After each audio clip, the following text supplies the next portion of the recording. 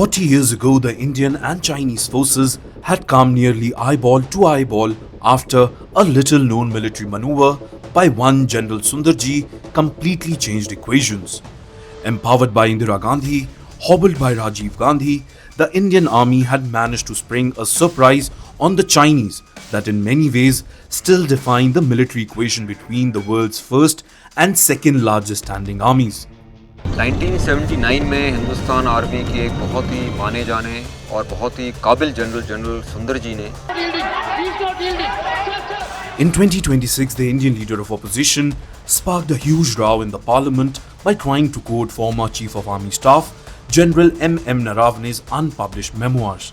Caught up in the red tape, the four stars of destiny brought the lens back on India and China, two global giants, competitors, occasional enemies and neighbors. Quoting his book,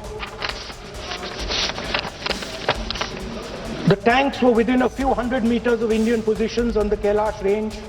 No sir, no sir, no sir, no, only started. No, he is not yielding, sir. A series of military and diplomatic standoffs has kept an uneasy status quo between the Asian powers. And US President Donald Trump has even brought the two closer, but things have not always been the same. After invading Tibet, China began to push towards India in the early 1950s, claiming several territories as its own. What followed was a series of skirmishes from 1957 to 1961, eventually blowing up a full-blown war. In 1962, the Chinese People's Liberation Army dealt a devastating blow to its Indian counterpart. In now declassified documents, the CIA had rightly predicted that China would dominate Indian politics and policy for years to come. The US intelligence agency made a detailed dossier for dissemination to top military minds, analyzing the impact of the 1962 war on then Soviet Russia, Pakistan, the West and the rest of the world. The agency dossier points to that the Chinese government would be determined to hold on to strategically important territories. However, 24 years later, the little-known operation, codenamed Falcon, delivered a huge surprise to the PLA.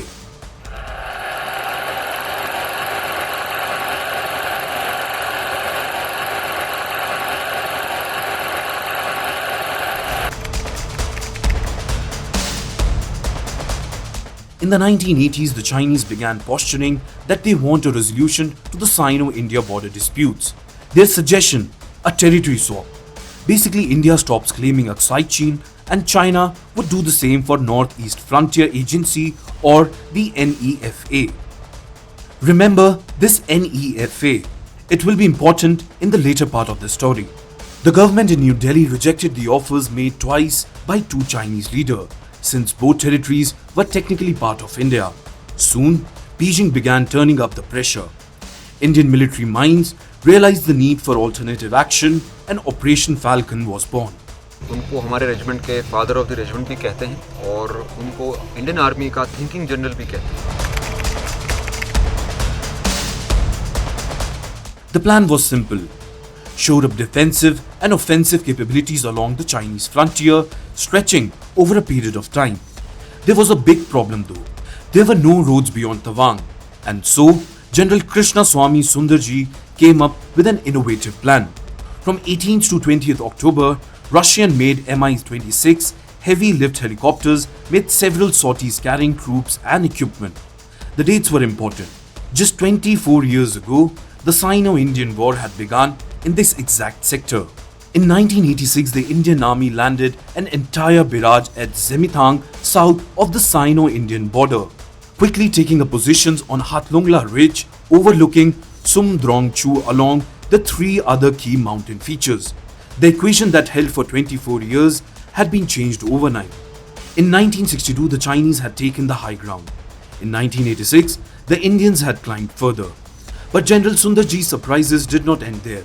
As the surprised Chinese began scrambling forces, a general mobilization began on both sides of the border.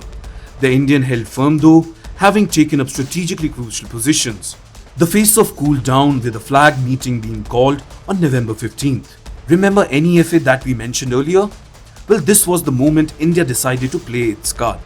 With General Sundarji's ace up its sleeve, NEFA was converted to Arunachal Pradesh.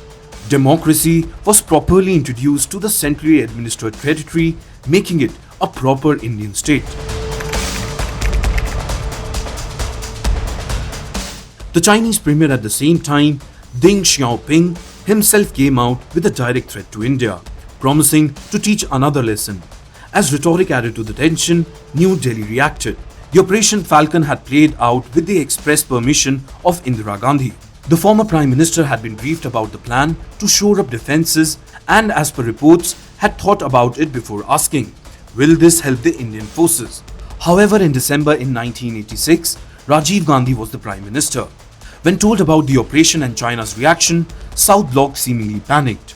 On 4th December, at the Navy Day reception held at the House of Navy Chief, Rajiv Gandhi was informed of the developments. The PM ordered a meeting at South Bloc Ops after the reception, where General Sundarji told them that his actions had been a part of a cabinet committee on security decision in 1983. While the process had continued for over a period of time, the civilian government seemingly had not realized it at all until the Falcon had landed, and whether there was any need to occupy Hatlungla. The army's answer: yes, there was. In early 1987, the Indian and Chinese forces came face to face once again. General Sundarji played his hand. Exercise Checkboat was launched to strengthen Indian forces along the Himalayas. The posturing was further helped by pressuring civilian authorities into a crash road building scheme to complete stalled projects. Many of those projects remain in limbo for decades to come, unfortunately. However, the face-off cooled down in May 1987, when Narayan Tiwari, on his way to Pyongyang, stopped over in Beijing in May 1987. What General Sundarji had managed to do with his Falcon was not just military success. The change in posture enabled Rajiv Gandhi to visit Beijing in December of 1988, and both nations agreed to a regime of confidence-building measures.